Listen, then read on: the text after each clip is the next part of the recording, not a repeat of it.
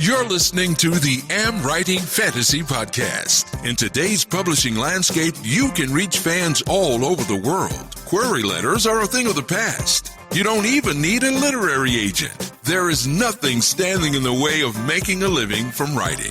Join two best-selling authors who have self-published more than 20 books between them. Now, on to the show with your hosts, Autumn Burt and Jesper Schmidt. Hello, I am Jesper. And I'm Autumn.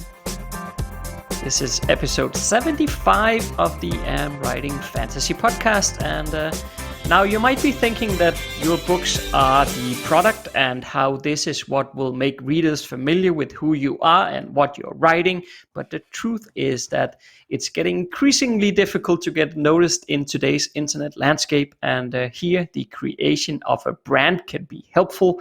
So that's the topic for today, how to develop your author brand, and we will also share some more words on that a bit later here. Yes, I'm looking forward to it. I think author branding, it surprised me the first time I heard about it and thought about it. I'm like, I'm not a brand, but it's actually really fun, and it kind of creates some consistency and actually kind of helped focus my writing. So I'm looking forward to this one. Yeah, you're saying that because you do all the graphic designs. That's why you like it. That's true. I'm one of those strange people, and if you ask what color is Monday, I would probably come up with a color for you. So I like colors and visualization. What color is Friday? Friday is electric blue. Definitely. Electric blue. Yes. Was there a reason for that, or was it just something random you came up with? No, it has an electric blue feel to me. It's like it's an energizing, exciting kind of color. I like. Yeah, it has a good energy. Oh, okay. And Mondays they are black or what? I don't know. I think it depends on the Monday, but yeah, Mondays. Now that I work full time from home, they're probably bright yellow. It makes no difference. Yeah, they're bright yellow. I'm happy. I still feel like that. You know, get your nose back to the grindstone. It's Monday. Get work done. It doesn't matter. Right. Okay. Yeah. So, how are things on your side of the ocean? No, it's good. I was thinking that maybe I could give a new status update on the whole selling a house situation. Saga. Yes. Saga. Yeah, it's like a novel. It's a very, very long and very boring novel. It's nonfiction, but it's good. Yeah, a very boring reality show or something. Great. Yeah, well, I talked about last week how we've had a couple who was out looking at the house twice now, and were showing quite some interest. And then last week I mentioned how the what is it called, like their advisor or the guy who's like advising them for the purchase, he was supposed to call our real estate agent, and he did that as well. So I talked to our real estate agent the other day, and it was it's a bit weird because, and I think this, I don't know if this, I mean, I haven't talked to this advisor guy, so of course I'm going off of hearsay and feelings here that I don't know if they are true or not, but it feels like he might be a bit of a smart guy, you know, a bit like, I'll do some quick deals here and whatnot. I don't know, because he was like, he told our real estate agent that, well, we can put in a price which was, and then it was like 150,000 Danish crowns below the price that we have set it for. And keep in mind, we already reduced the price 100K, right? Yeah. So this is 150 below the 100K. We already dropped it. That's a little insulting, actually. Yeah. So our real estate agent basically told him right away, before he even talked to us, he said on the phone that, you know, well, I can't give them this offer. This is ridiculous.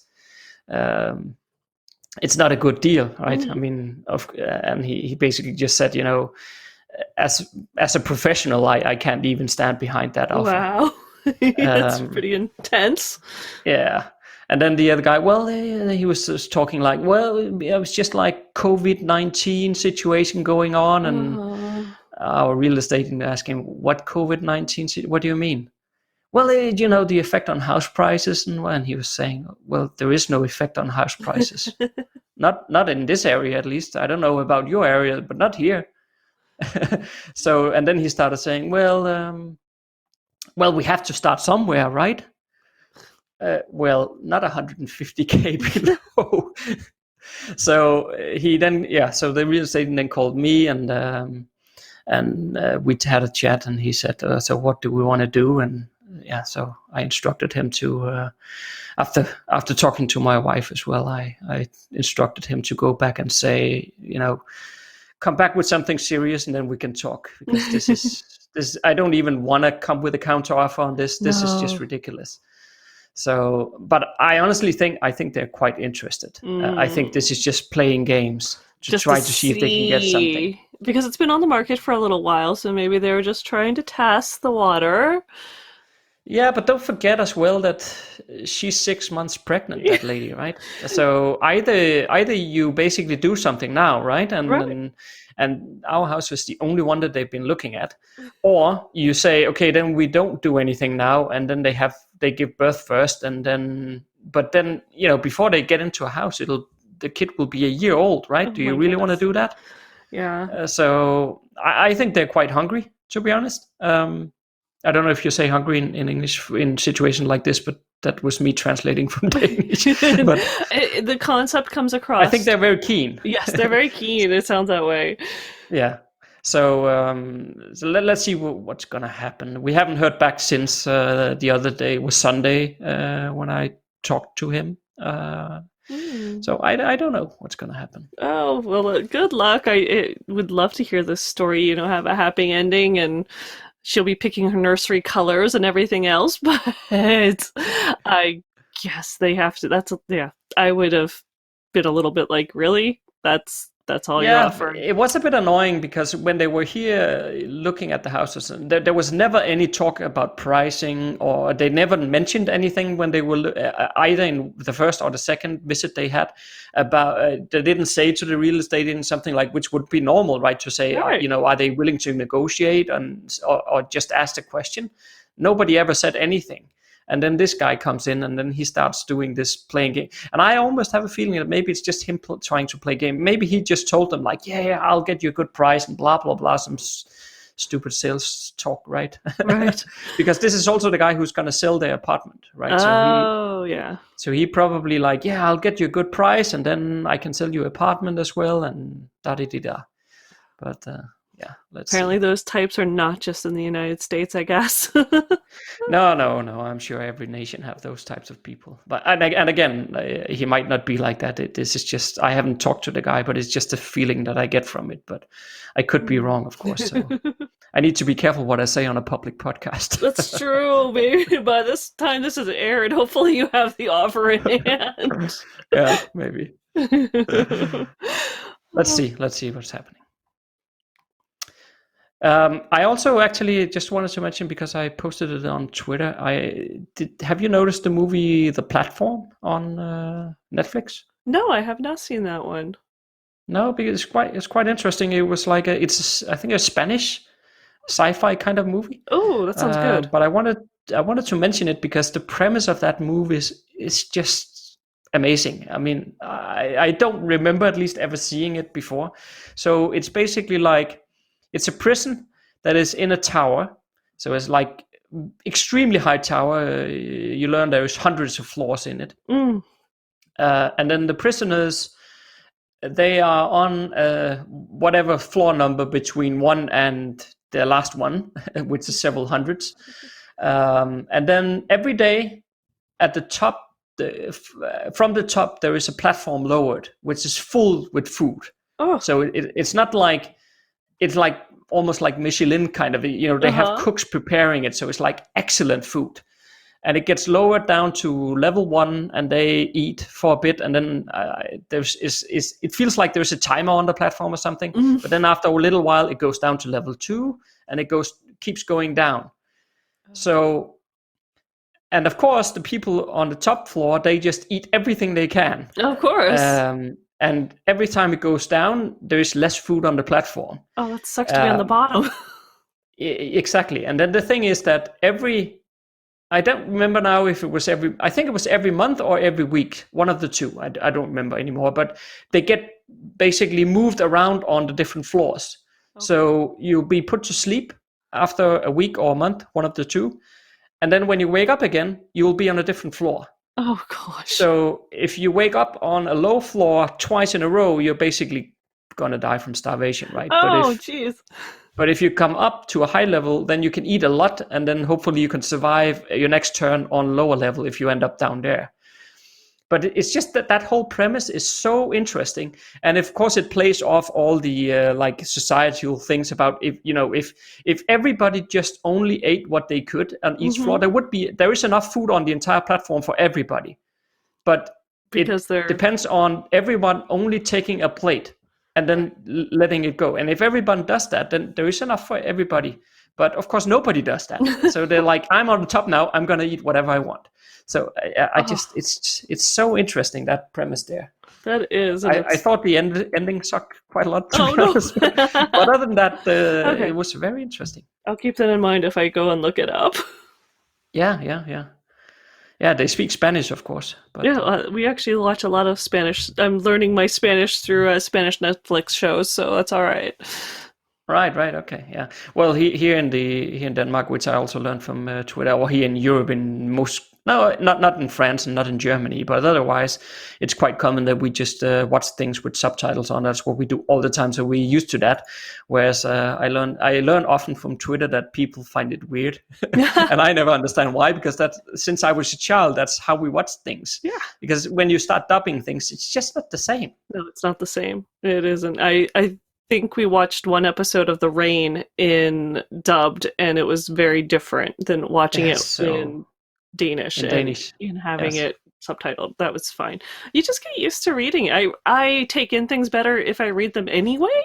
So to me, it's fine. It's just bad if you're really, really tired and your eyes are tired. The last thing you want to do is read, so you watch something else. I even do it on Danish shows. So like The Rain, for example, I have subtitles on Danish shows as well, because I'm so used to it that I don't know. I absorb the information better when the subtitles are on. I understand. So how about you? Oh, things are good. I've continued with my weekly planning and getting my life organized, and I'm making progress in all fronts. So I have really nothing to report other than I've been a very good girl, and I've gotten a ton of stuff done, and I still have a ton more to do. Yeah, I noticed.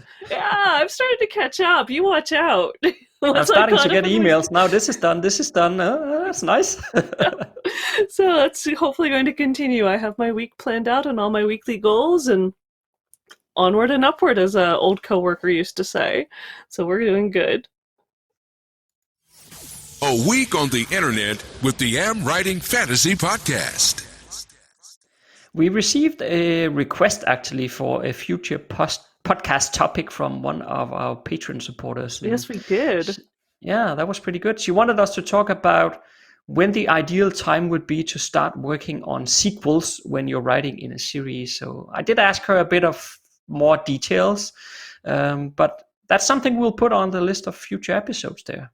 Yeah, I was going to say, I hopefully, especially since you've got some extra information, you can copy and paste it into our idea list that we keep. So when we're deciding what we're going to talk about in the future and picking things out, we can look at that one. That was a good one. Yeah, I think that was good. So, and of course, by supporting on Patreon, you can also suggest possible topics for future episodes. But there is a lot more on Patreon that we do. There is, for example, free access to one of our premium courses. There is a monthly Q&A where you can ask anything you want, from writing to marketing and publishing. And we also offer supporters a free workbook as a Christmas gift. And also at the top level, there's even the possibility for mentoring sessions.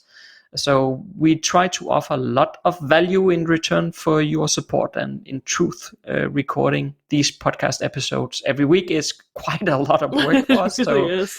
So any support we can get, even if it's just $1 a month, it's really helpful, and it keeps us committed to keep going here. So if you haven't checked out Patreon already, please follow the link in the show notes and check it out. And we would really, really appreciate it. And so Yes, especially since one of our goals on there is to have someone go through our new transcripts that come out with each podcast. Oh my goodness, some of the errors that come out. What was it? Yes, bro, and I'm awesome instead of autumn. Yeah, I was like, wow, I'm just gonna go by awesome from now on. yeah. Well, we do a light edit of those types of errors on the script that We comes do. out. So I think we talked about it last week that we've started adding the entire transcript of the podcast on every episode. So we do a light edit on it, but I Yeah. can just not tell you how funny it is that what turns out that in that light edit of what the AI comes up with, that it thinks that we're Oh, saying sometimes. yeah. It's just so funny. It's fantastic, and yeah, it at least cracks us up, but it would be so nice to have someone do a little bit more in-depth at it, because yeah, just looking at it, it was totally skipping one of us talking and other stuff. I was just very frustrated with it, but anyway, we won't go there. In good news, we actually, just before wrapping this up and starting this podcast, we just finished a Q&A session with our new character development students, and that was So awesome. that was awesome. That was legitimately a lot of fun. And it was nice right before the Q&A session, James, one of the students, actually emailed us and just said, he's looking forward to meeting us face to face, and thanks for these opportunities. Your work to help authors all over the world is appreciated, at least by myself, and I'm quite certain that with many who mirror my sentiments. And that's just like that. I mean, we don't need to hear back from people, but darn it, that's awesome. And it really is why we do it, is to those little tidbits, knowing we're making a difference for other authors and eventually other readers. Yeah, it really makes a difference, obviously. So thank you so much for the kind notes. Yes, thank you, James. And on to today's topic. Author brands. What I'm still is an excited author about brand? this one. Yeah. What is an author brand? I found actually on the internet of things. I found a quote earlier today from Jeff Bezos, which I think actually sums it up quite nice. Oh, that's good. So it goes like this, quote, "A brand is what other people say about you when you're not in the room," end quote. I like that Jeff Bezos would come up with that one. That is a pretty good definition of what your personal brand is, otherwise known as gossip. But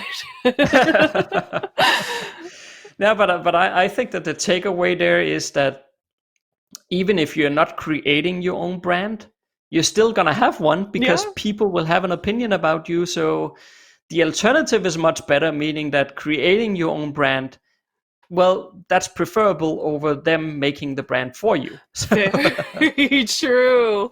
Oh, that's a good way of putting it. Yeah. But definitely, yeah, you definitely want to be in charge of what people are saying about you, and not just reacting to what what people are saying. You definitely need to consider these things when you're doing it. I mean, this is why we talk about quality, making sure you have edits and things like that, because technically, making sure your writing is clean and quality and full error-free is part of your brand, but that's not the only part of your brand. You want to be a little more in charge of it than that. Yeah, I mean, at the end of the day, whether we like it or not, as authors, we are selling ourselves, right? Yes, we are. That also means that we need a brand. Yes, I think, we're dovetailing this right after an episode talking about pen names with Kirsten Oliphant, and that's another thing. Each of your pen names is also a brand, and that would be a reason to change your name, is because there is a shift to your brand. You want to be known as something else, whether it's, your one brand is erotica and your other brand is children Christian fiction. You want to keep those two brands separate. But that's an extreme example, but I would not be surprised, actually, if there's someone out there doing both. No. So what do we need when we try to create an author brand? Well, what things do we need for it? I tried to list out a few things that I was thinking about. So basically, when you start to think about your brand, I think you need to look at your genre that you're writing in, Mm-hmm. and you need to think about your target reader, and then you need to think about what it is that is making you unique. So why is it, for example, in our case here, we are writing fantasy. So why is it that your target reader should read your fantasy book instead of another fantasy book? Right. To me, it helps if you haven't developed your author brand yet, but you have written a few books. One of the first places to look for ideas on what your author brand might be is actually in your reviews. And if you start seeing a common theme of like exciting or really detailed characters or fast paced, when you start seeing things like that, that's probably a good clear cut of maybe what your author brand is. But, you can also think about that from the get-go and control it as you're writing and releasing your books. But there's definitely, to me, I love mining through my reviews and seeing what people have picked up, because sometimes they have an insight that you didn't realize that they were talking about. Yeah, so I was actually, when preparing for this session, I tried to list out a few different things that I think is important when it comes to your brand and what you could be developing in relation to that. So I don't have a particular order to these, Autumn, and I think we can sort of just jump around as we want. Excellent. But I don't know, do you have a place where you would like to start? No, you go first, and I will add to it as I usually do. Okay. So I think as an umbrella thing across all of the things that I'm going to mention here, we could say like the three inputs that I just mentioned. So the genre, your target reader, and what makes you unique. You use your answers to those questions to influence your decision on what kind of colors you're going to use, what fonts you're going to use, what images you're going to use, and then you use those consistently across the different things that we're going to talk about here. That's sort of the underlying mentality around this. It is. It's really going to inform your marketing, because it's going to create a consistency in those colors and those fonts, and just the message that this is the type of fantasy or fiction or whatever you're writing that you stand for. And if you open up any of your books, it's going to be right there. It's going to be forefront and centered. So it gives you a whole focus and a theme, which is kind of fun. Yes. So the first thing on the list here that I created was a logo. Actually, we've started developing or talking at least about a logo for our joint fiction as well, haven't we? Yes, we have, and it's on my to-do list because we haven't even started writing there, but I want to have that logo before we get the website and get writing.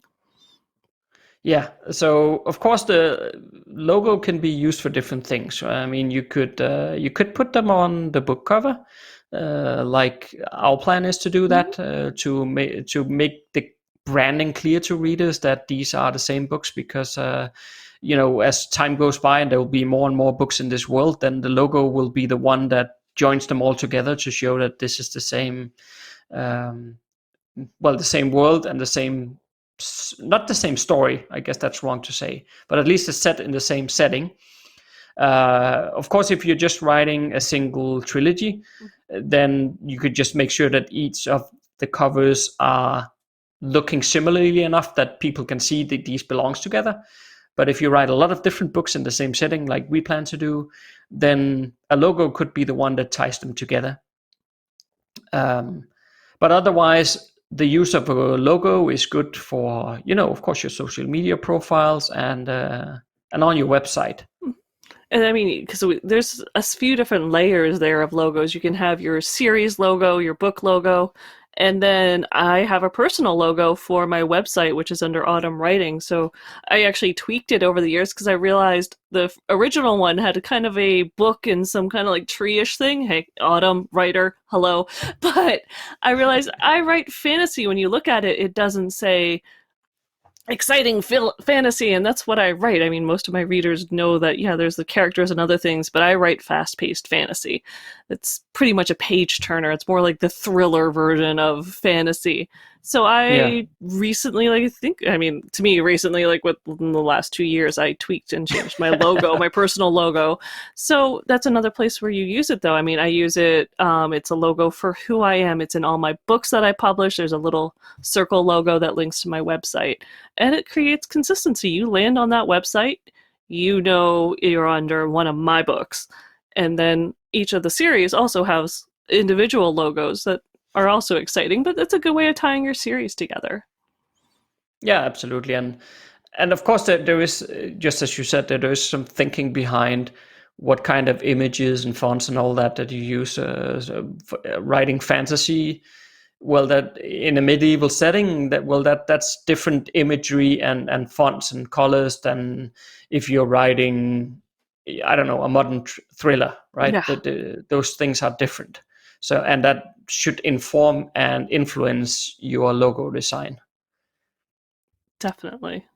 Okay, and we talked a bit about website there. I feel like that's sort of your area, Autumn, so maybe you can say a bit about websites. Absolutely. So, having just talked to Kirsten, she feels that the websites are kind of going by the wayside, at least the big ones with blog posts and everything else. But I do think there's still a landing page. Most authors, maybe they're not looking you up. Maybe they're looking you up more on Amazon than they are for your own website. But since we do sell books off of our website, and if you're going to sell like signed copies, paperbacks or hardbacks off of your website, you want to have a website. And so there you take those same colors, you have a color scheme. There's usually 5 colors is what you want for a website. And there's some great tips and techniques if you do website design on how to land on those colors, which is a whole science of itself. But then you use your fonts, you use your logo, you keep that, like I said, my logo, who I am and what kind of books I write is more front and centered than the individual books I have, because I want it to be under my name, because I do write in different genres, as you notice from the previous podcast talking to Kirsten. I write in different genres, but I did not choose a pen name. So I chose to stay under myself, Autumn Burt, because I felt it still fell underneath my brand. And so that's one of those important questions to ask yourself. And that's why I have just one website that lists all my books. Yeah, ideally, because I also previously, before Autumn and I started working together, I wrote nonfiction. So ideally, I should have had two different, probably almost two different, pen names for it, because it's just a real weird mixture. So you have fantasy fiction, and then you have some author-related nonfiction books, for example, that doesn't tie in at all. But at that point in time, I just felt like a second pen name and then a whole second brand and a second online presence and all that. It was too much to manage. So I did it all under my own name. That's what I've done. But it's not ideal for sure. No, we could have been like Joanna Penn, and she has her fiction under JF Penn. I mean, it is a tongue-in-the-cheek, just a little indicator saying, hey, this is a different version of me. And that's sort of what the pen name, some of them you want to keep completely separate.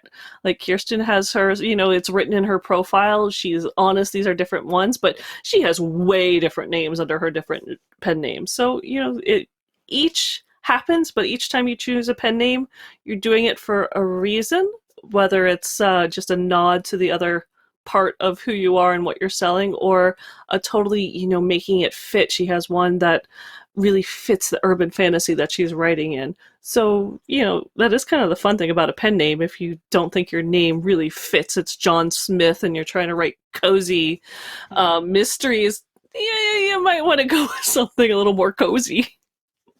Yeah. And actually, well, it's funny because you said that she said that about websites, because we touched slightly upon it in a past episode as well, where we had slight different views, you and I, on websites and the need for them. If we disregard the need to sell directly, because if you need to do that, then it's a given that you need the website. Yes. But I remember in a past episode that I said that in principle, you could just create a landing page. If you, for example, if you use ConvertKit or something like that, they give you the possibility to create a landing page, and they will host it for you.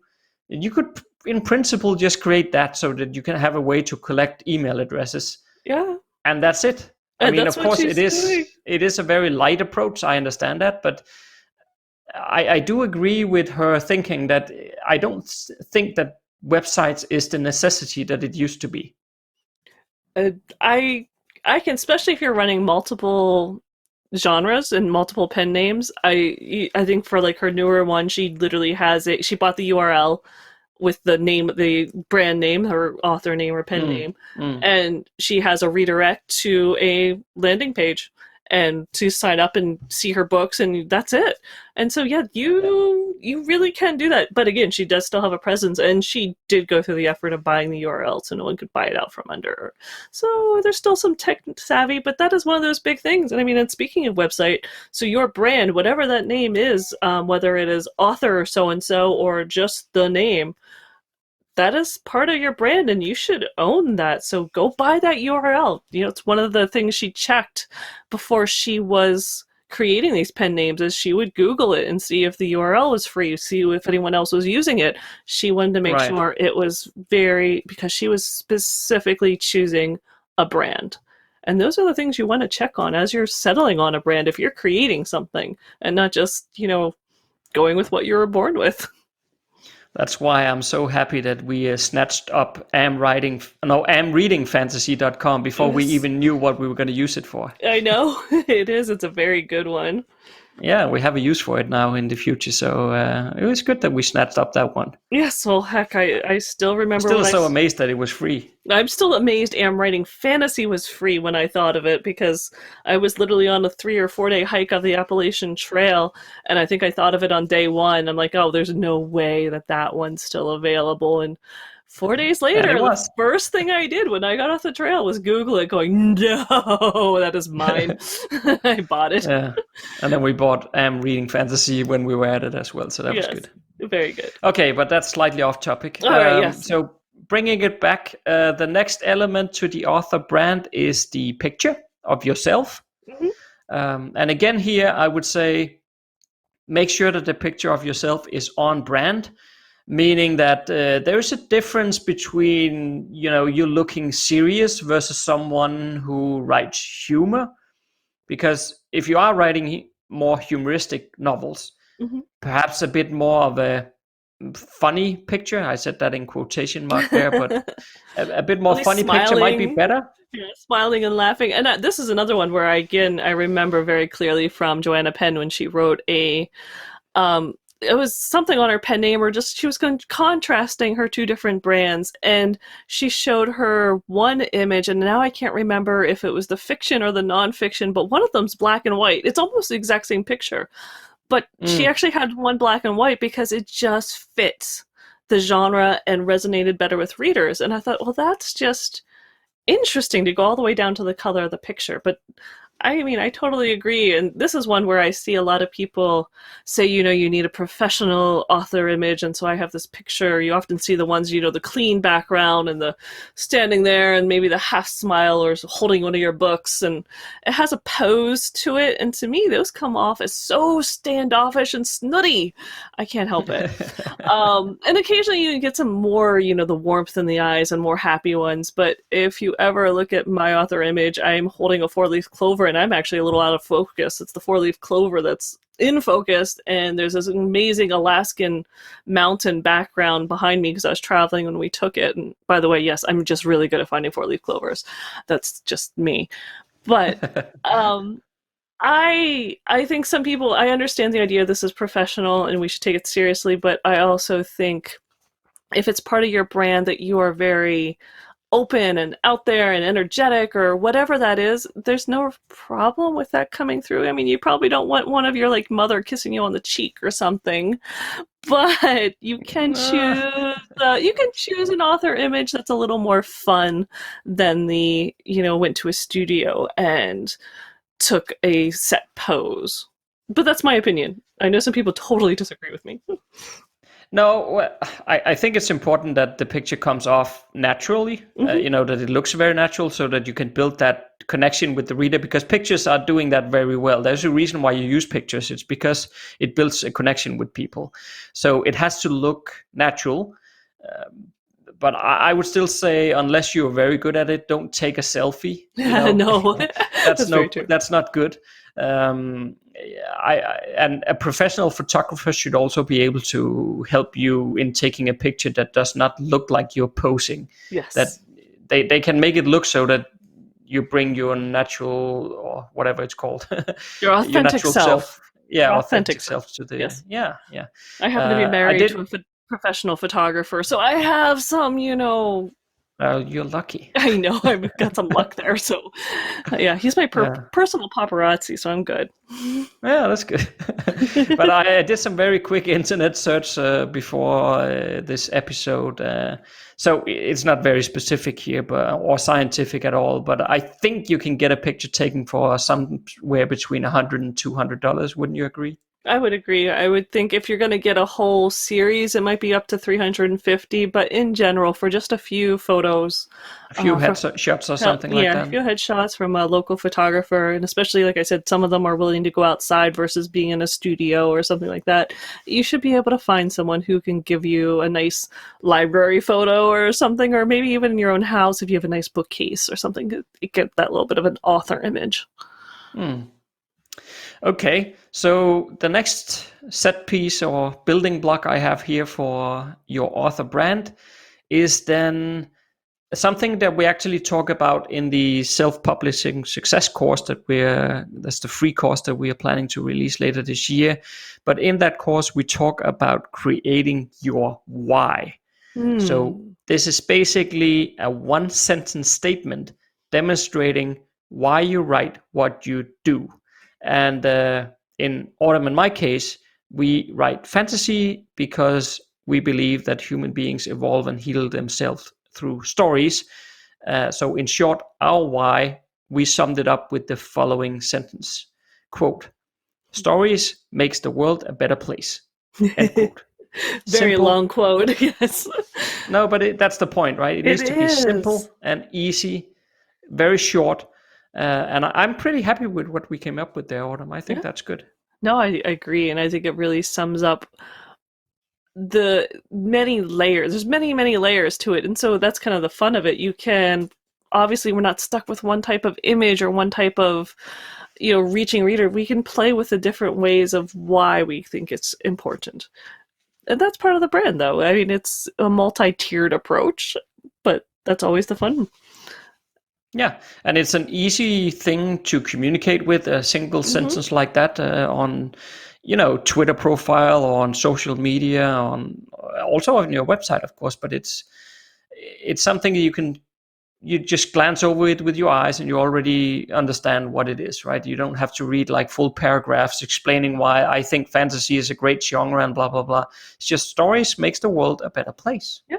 And it's the beginning, in many ways, it's the end of your elevator speech. It's wonderful to have that so that when someone asks you, why do you write? What do you write? You can say, this is why I do this. And you have confidence, and it's wonderful. Yeah, and the other thing is that this ties back to what we talked about in the beginning about what makes you unique. So your why is unique to you.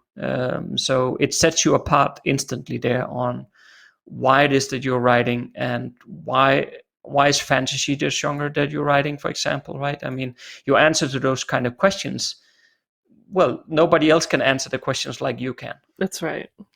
And that's why it is sort of the core of your brand. And it's a great tip and a great way to start exploring, why this is going to be your brand and why you're writing in this and being in control of it instead of, going and waiting and seeing what other people say about you.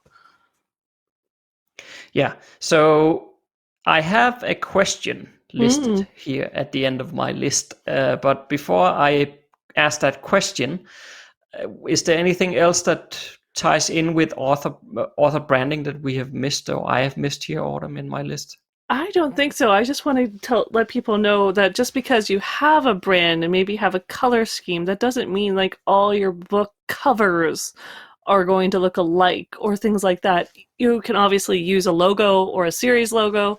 That's all fine, but you're still going to have unique covers. You're not pigeonholing yourself. You're kind of, creating a theme. You are a certain set and you're going to stay within those bounds, but your books themselves are going to speak for themselves, and so the covers should speak for themselves. You're still free to be creative and concepts there. It's just that there's a theme underlying all your writing and why you write and sort of who you are. And some people, I was talking about authentic self earlier, and authenticity has been a huge movement even on Instagram, that people want to connect to an authentic person. And I get a lot of questions on, well, if you're portraying this brand, that's not really who you are. But it should be a sliver of who you are. I've always looked at it like when you're with your mom, you're a slightly different person than when you're with your boss, but you're their siblings versus, your aunt or uncle. There's different versions who you of you. Yeah, it's different versions of you, but your brand is still a part of you. It should feel comfortable. You shouldn't be making up something, and you should not hate this other brand that you're creating. It should be true to you, but not.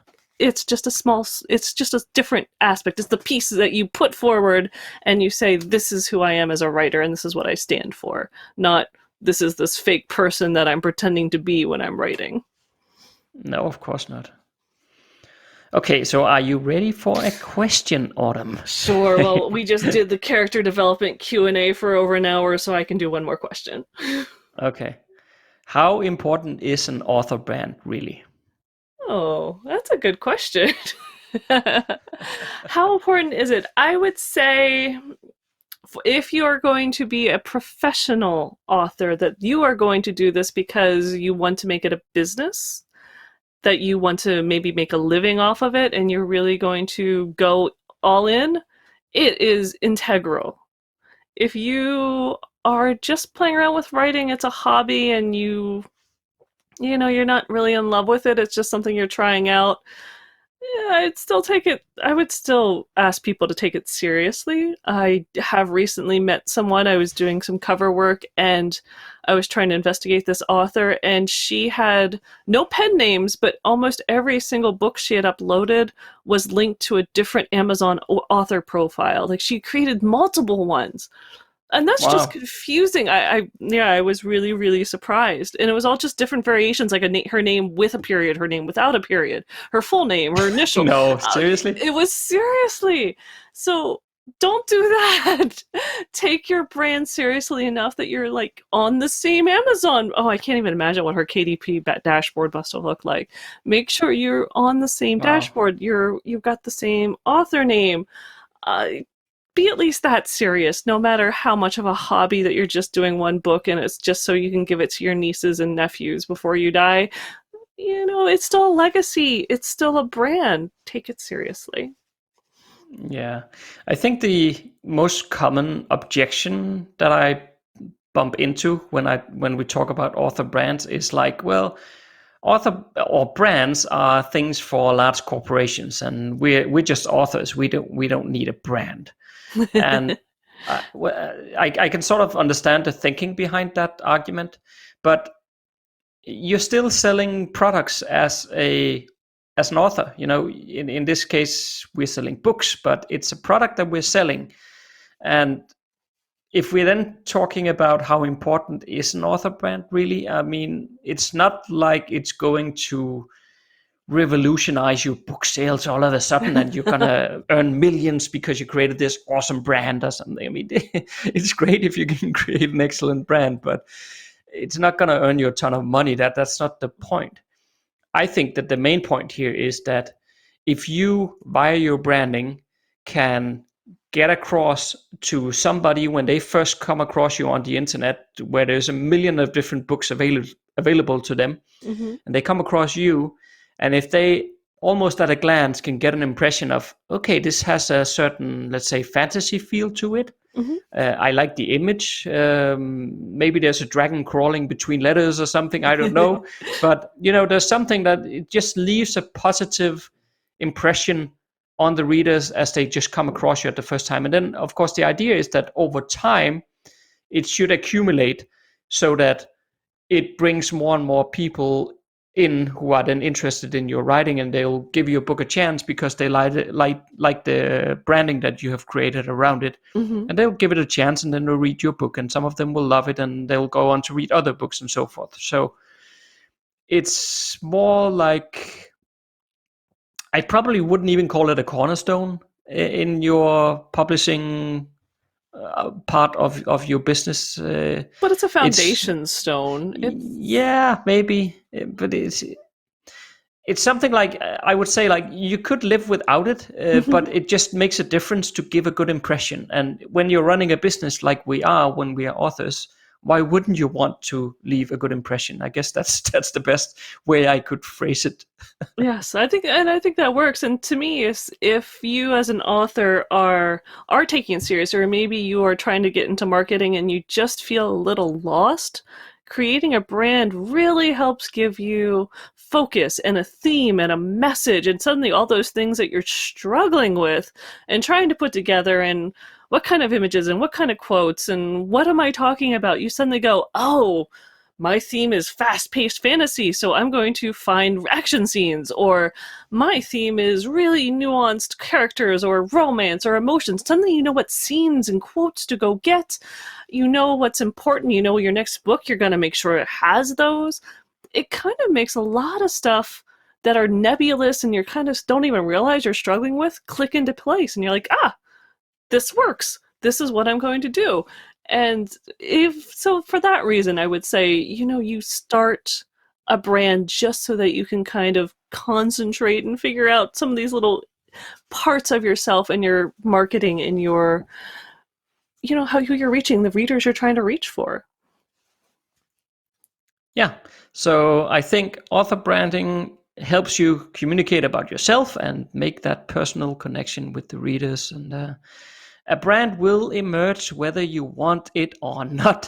So you might as well put yourself in the driving seat there and decide what your branding will be about. So next Monday, we will share 10 things that makes for a great hero. So that should prove very interesting indeed.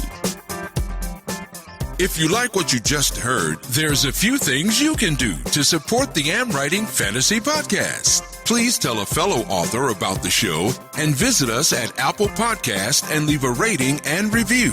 You can also join Autumn and Jesper on patreon.com/AmWritingFantasy. For as little as $1 a month, you'll get awesome rewards and keep the Writing Fantasy podcast going. Stay safe out there and see you next Monday.